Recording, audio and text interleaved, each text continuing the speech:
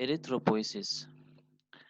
हेमेटोपोइसिस के बाद हमारा जो पहला अब टॉपिक होगा वो है एरिथ्रोपोइसिस का। इसमें जो है हम डिस्कस करेंगे अबाउट दी आरबीसी प्रोडक्शन के आरबीसीज जो हैं किस तरह प्रोड्यूस होते हैं, किस तरह मैच्योर होते हैं, किस तरह उनकी डिफरेंशिएशन होती है इनसाइड द बोन मैरो, और फिर वो सर्कुलेशन में किस तरह आते हैं। तो इस डिटेल प्रोसेस को हम इसमें पढ़ेंगे इस प्रेजेंटेशन में। सो पहले तो हेमेटोपोइसिस ये तो हम डिस्कस कर चुके हैं कि development and maturation of all blood cells, this is called haematopoiesis. और साइट ऑफ हेमेटोपोइसिस ये कहाँ पर होती है, आपके ब्लड सेल्स कहाँ पर बनते हैं, तो आफ्टर द बर्थ जो है वो आपका बोन मैरो, ये मेन साइट है जहाँ पर आपके ब्लड सेल्स की फॉर्मेशन होती है। अब ये हेमेटोपोइसिस जो है इसमें आपके पास आरबीसीज भी बनते हैं, डब्ल्यूबीसीज भी बनते हैं और प्लेटलेट्स भी बनते हैं।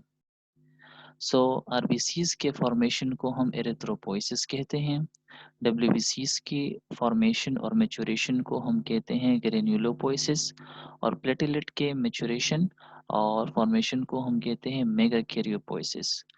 हम जो है वन बाय वन ये सारे प्रोसेसेस डिटेल से पढ़ेंगे। आज हम स्पेसिफिकली एरिथ्रोपोइसिस पर फोकस करेंगे कि एरिथ्रोपोइसिस में क्या-क्या इवेंट्स होते हैं। तो साइट ऑफ एरिथ्रोपोइसिस, एरिथ्रोपोइसिस कहाँ पर होती है, आपके आरबीसीज कहाँ पर बनते हैं, फीटल लाइफ में और न्यूबॉर्न चिल्ड्रन और एडल्ट्स में। तो first of all foetal life में, in fetal life the erythropoiesis occurs in 3 stages. आपके पास 3 स्टेजेस में एरिथ्रोपोइसिस होती है। एक को हम मेसोब्लास्टिक स्टेज कहते हैं, हेपेटिक स्टेज और माइलॉइड स्टेज।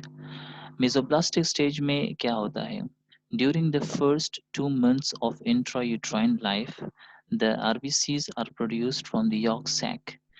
आपके प्रेगनेंसी ड्यूरेशन में पहले 2 मंथ्स में जो है यॉर्क सैक से आपके आरबीसीज जो हैं वो बनते हैं, यॉर्क सैक, ये हम डिस्कस कर चुके हैं। हेपेटिक स्टेज में इस तरह होता है कि 3rd मंथ से लेकर आपका लीवर जो है, फिर it is the main organ that produce RBCs, फिर आरबीसीज लीवर से जो है प्रोड्यूस होते हैं। स्प्लीन और lymphoid organs they are also involved in the erythropoiesis. Spleen और लिम्फाइड ऑर्गन्स जो हैं वहाँ पर भी एरिथ्रोपोइसिस होती है। सो 3rd मंथ ऑनवर्ड जो है फिर लीवर आपका आरबीसीज बनाता है। अब माइलॉइड स्टेज में जो है during the last 3 months of the intrauterine life, आपके गेस्टेशन पीरियड और प्रेगनेंसी के लास्ट 3 मंथ्स में जो है the RBCs are produced from red bone marrow and the liver. फिर रेड बोन मैरो जो है वो भी उसके साथ ऐड हो जाता है, और उसमें भी जो है आरबीसीज की फिर प्रोडक्शन शुरू हो जाती है। सो पहले यॉर्क सैक से फिर चीज़ ट्रांसफ़र हो जाती है टुवर्ड द लीवर, और फिर उसके साथ रेड बोन मैरो भी ऐड हो जाता है, and all these are occurring in fetal life. अब एडल्ट्स में किस तरह होंगे after the birth, newborn babies, growing children और एडल्ट्स में जो है RBCs are produced only from the red bone marrow. सिर्फ और सिर्फ रेड बोन मैरो जो है आरबीसीज की प्रोडक्शन करता है। चेंजेस ड्यूरिंग एरिथ्रोपोइसिस, एरिथ्रोपोइसिस में जो है कौन कौन से चेंजेस आपको नज़र आएंगे, ये आगे हम डिटेल से आप डिस्कस करेंगे, आपको समझ भी इसकी आएगी कि एरिथ्रोपोइसिस में आपके पास 4 किस्म के चेंजेस होते हैं during this process. When the cells of colony forming unit erythroid, they pass through different stages and finally become the mature RBC, 4 important changes are noticed. First one, reduction in the size of the cell. Second, disappearance of the nucleoli and nucleus. And third, appearance of hemoglobin. And fourth, changes in the staining property of the cytoplasm. ये 4 किस्म के changes आपको नज़र आएंगे जब आपका colony forming unit एरिथ्रॉइड ये जब फाइनली आरबीसी बनाएगा, तो आपके पास ये चेंजेस होंगी। किस तरह, ये देख लें। फॉर एग्जांपल, ये आपका है, इससे पहले का स्टेज है कॉलोनी फॉर्मिंग यूनिट एरिथ्रॉइड। उससे क्या चीज़ बन गई बोन मैरो में? Pro erythroblast. फिर उसके बाद बेसोफिलिक एरिथ्रोब्लास्ट, फिर पॉलीक्रोमेटिक एरिथ्रोब्लास्ट, फिर ऑर्थोक्रोमेटिक एरिथ्रोब्लास्ट, और फिर रेटिकुलोसाइट, और फिर उसके बाद एरिथ्रोसाइट या आरबीसी। तो यहाँ से लेकर प्रो एरिथ्रोब्लास्ट से लेकर फाइनली आपके पास क्या चीज़ बन गई? RBC. This is called maturation, and this is called differentiation, and this is called development to produce RBCs। और ये सारा का सारा किस्सा जो है यहाँ तक रेटिकुलोसाइट तक, ये जो है बोन मैरो में होता है। तो अगर इसमें आप नोट कर लें तो आपका जो मोस्ट इमेच्योर सेल है उसका साइज सबसे बड़ा है, फिर ये छोटा, फिर ये इससे छोटा, फिर इससे भी छोटा, फिर इससे भी छोटा, और फाइनली स्मॉल आरबीसीज। तो एरिथ्रोपोइसिस में आपको ये चीज़ नज़र आएगी कि जैसे-जैसे आपकी मैच्योरेशन होती है, डिफरेंशिएशन होती है, तो उसके साथ-साथ आपके जो सेल्स की साइज़ है वो भी छोटी होती जाती है। तो अब इसकी समझ आई हुई होगी आपको। ये देख लें, चेंजेस ड्यूरिंग एरिथ्रोपोइसिस, तो एक ये है reduction in the size of the cell, यानी सेल का साइज़ छोटा होगा। दूसरा ये है disappearance of the nucleoli and nucleus. आपका न्यूक्लियस जो है वो डिसअपियर होता जाएगा। ये देख लें, इसमें आपके पास बड़ा सा न्यूक्लियस है, फिर कंडेंसेशन होती है।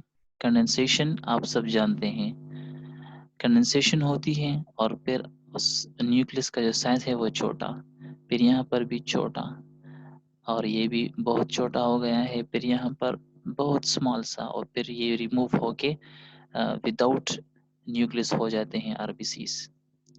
तो आपके जो आरबीसीज हैं उसमें कंडेंसेशन भी होती है और उसका साइज भी छोटा होता जाता है ड्यूरिंग दिस प्रोसेस, और उसके अंदर जो न्यूक्लियोलाई है वो भी डिसअपियर हो जाते हैं, और फाइनली आपके पास वेकेंट आरबीसी रह जाते हैं। तो ये एक चेंज आपको नजर आएगी ड्यूरिंग एरिथ्रोपोइसिस। अब तीसरा जो चेंज है वो है अपीयरेंस ऑफ हीमोग्लोबिन। आपके पास हीमोग्लोबिन जो है वो अपीयर होगा। हीमोग्लोबिन जो है ये एक प्रोटीन है जो कि ऑक्सीजन की ट्रांसपोर्टेशन करता है, और ये जो है आरबीसीज में पाया जाता है।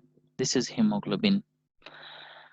अब प्रोएरिथ्रोब्लास्ट में जो है आपके पास जो साइटोप्लाज्म है, ये देख लें, ये ब्लूइश कलर है। ये देख लें, ये भी ऑलमोस्ट ब्लूइश है लेकिन थोड़ा सा कम। यहाँ पर जो है आपके पास फिर दो किस्म के कलर्स आ जाते हैं, ब्लूइश भी होता है और पिंकिश भी होता है। तो जैसे-जैसे ही आप इस प्रोसेस में आगे जाएँगे, तो आपके पास साइटोप्लाज़्म का जो कलर है वो ब्लू से किस चीज़ में कन्वर्ट होगा? पिंकिश कलर में। इस पॉलीक्रोमैटिक एरिथ्रोब्लास्ट के स्टेज में जो है आपके पास मिक्सचर बन जाएगी, ब्लूइश कलर भी होगा और पिंकिश भी होगा। तो ये ब्लूइश और पिंकिश कलर का मामला क्यों है? It is due to the formation and appearance of haemoglobin. Proerythroblast stage में आपके पास हीमोग्लोबिन की सिंथेसिस शुरू हो जाती है, लेकिन साइटोप्लाज्म में अपीयर नहीं होते, और हीमोग्लोबिन जो है ये आपके साइटोप्लाज्म को पिंक कलर देगी। तो अब यहाँ पर प्रोसेस शुरू है लेकिन अपीयर नहीं हुए, तो आपका साइटोप्लाज्म का कलर जो है वो ब्लूइश होगा। यहाँ पर भी जो है फॉर्मेशन होगी लेकिन प्रॉपर अपीयर नहीं होंगे साइटोप्लाज्म में। पॉलीक्रोमैटिक एरिथ्रोब्लास्ट स्टेज में जो है आपके पास साइटोप्लाज्म में हीमोग्लोबिन इतने हो जाते हैं कि आपके साइटोप्लाज्म को पिंकिश कलर भी दे देते हैं। तो आपका पिंकिश और ब्लूइश कलर यहाँ पर मिक्स बन जाता है साइटोप्लाज्म में। तो इसी वजह से इसको हम कहते हैं पॉलीक्रोमैटिक एरिथ्रोब्लास्ट। ये आगे हम डिस्कस करेंगे डिटेल से, लेकिन यहाँ पर मैं अपीयरेंस ऑफ हीमोग्लोबिन की बात कर रहा हूँ। तो यहाँ पर पॉलीक्रोमैटिक एरिथ्रोब्लास्ट स्टेज पर साइटोप्लाज्म में हीमोग्लोबिन अपीयर हो जाते हैं। फिर आगे जो है हीमोग्लोबिन की सिंथेसिस और भी ज़्यादा हो जाती है और उसकी फॉर्मेशन ज़्यादा हो जाती है सेल्स में। फिर यहाँ पर जो है आपके पास सारा का सारा जो है फिर पिंकिश कलर रह जाता है एरिथ्रोसाइट्स में। तो इस होल प्रोसेस में आपके पास हीमोग्लोबिन भी अपीयर होंगे। और चौथी जो चेंज आपको नज़र आएगी वो है change in the staining property of the cytoplasm. Staining हम कहते हैं किसी चीज़ को कलर देना। तो आपके साइटोप्लाज्म की जो कलरिंग है वो भी चेंज होती जाएगी। यहाँ पर ये वाज़ेह है, हम डिस्कस कर भी चुके हैं कि ब्लूइश है प्रोएरिथ्रोब्लास्ट, ये भी ब्लूइश कलर है। तो ये एरिथ्रोब्लास्ट को इस वजह से इसको हम कहते हैं बेसोफिलिक एरिथ्रोब्लास्ट। और यहाँ पर मिक्सचर बन जाती हैं पिंक और ब्लू का, सो पॉलीक्रोमेटिक एरिथ्रोब्लास्ट। यहाँ पर जो है ज़्यादातर जो है पिंकिश कलर रह जाती है ऑर्थोक्रोमेटिक एरिथ्रोब्लास्ट। और इसी तरह जो है फाइनली आरबीसीज में आपके पास जो है फिर बिल्कुल पिंकिश कलर रह जाती है ड्यू टू हीमोग्लोबिन। तो यहाँ पर आपके साइटोप्लाज्म की जो स्टेनिंग की प्रॉपर्टीज़ हैं और उसकी जो कलर की प्रॉपर्टीज़ है वो भी चेंज होती जाती है ड्यूरिंग दिस एरिथ्रोपोइसिस। तो ये आपके पास 4 चीफ चेंजेस थे जो कि आपको नज़र आएंगी during erythropoiesis.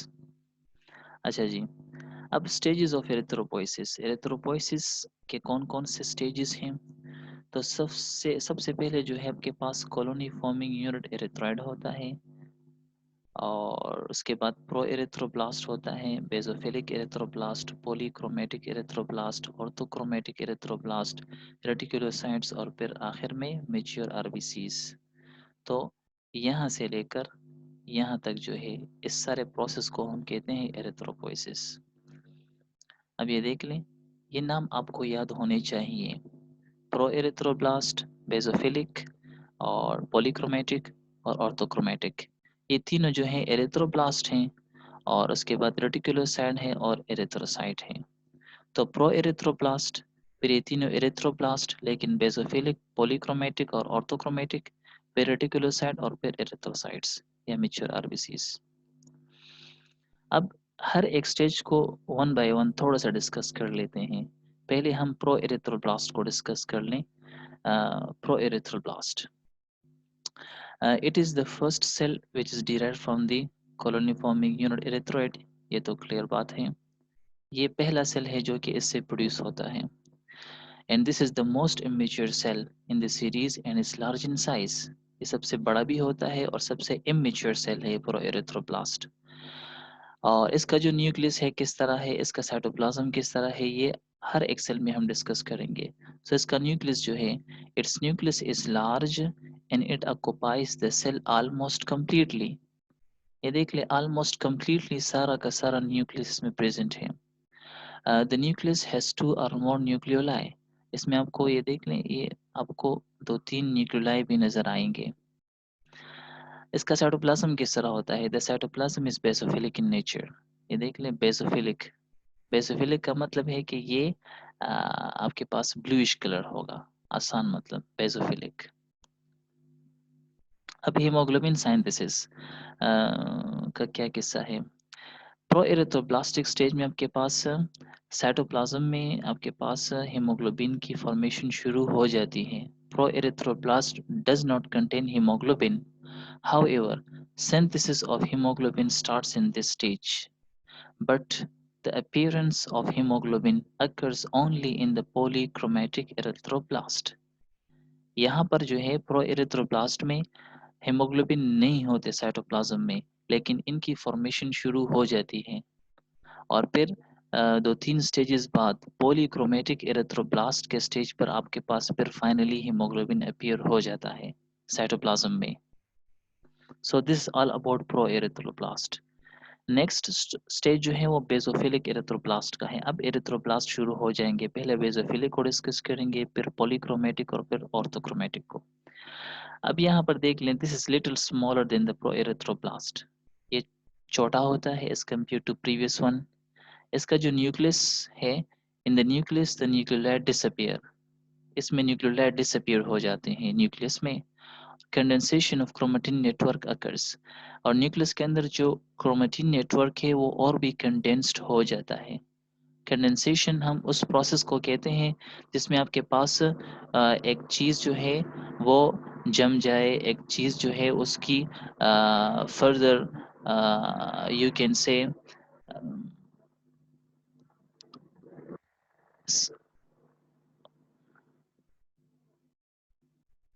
Sorry for the background noise.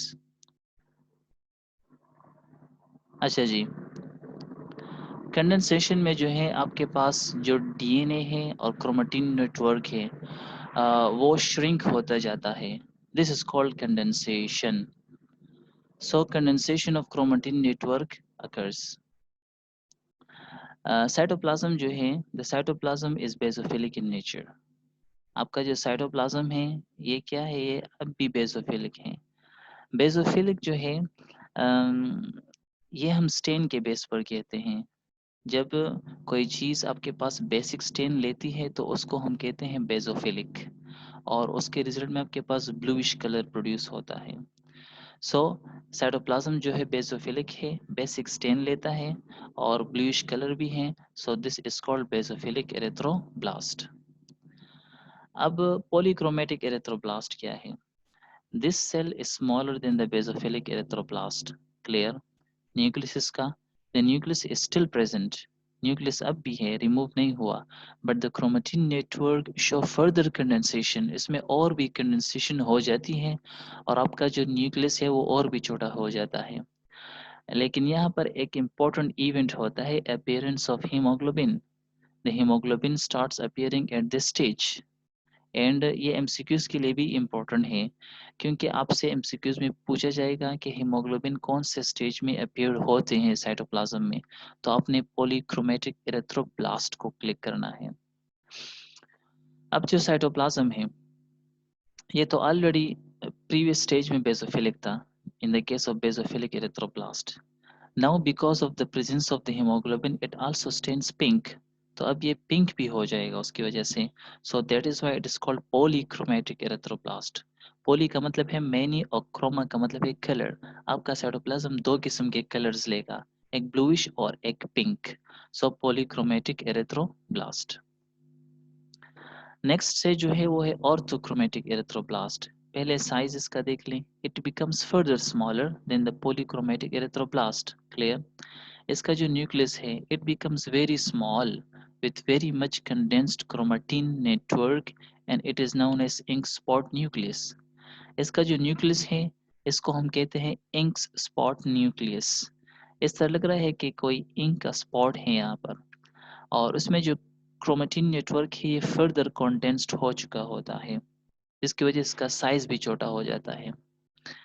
Cytoplasm जो है इसका quantity of the haemoglobin increases and the cytoplasm become almost acidophilic. आपकी जो हीमोग्लोबिन की क्वांटिटी है साइटोप्लाज्म में ये ज़्यादा हो जाती है इस स्टेज में, क्योंकि साइंथेसिस हो रही है हीमोग्लोबिन की। और अब जो साइटोप्लाज्म है ये आपका पिंकिश हो जाएगा ऑलमोस्ट, और pinkish colour it is due to acidophilic, क्योंकि हीमोग्लोबिन जो है वो एसिडिक स्टेन लेते हैं और इसकी वजह से इसका पिंकिश कलर होता है। So acidophilic. So this cell is now called orthochromatic erythroblast.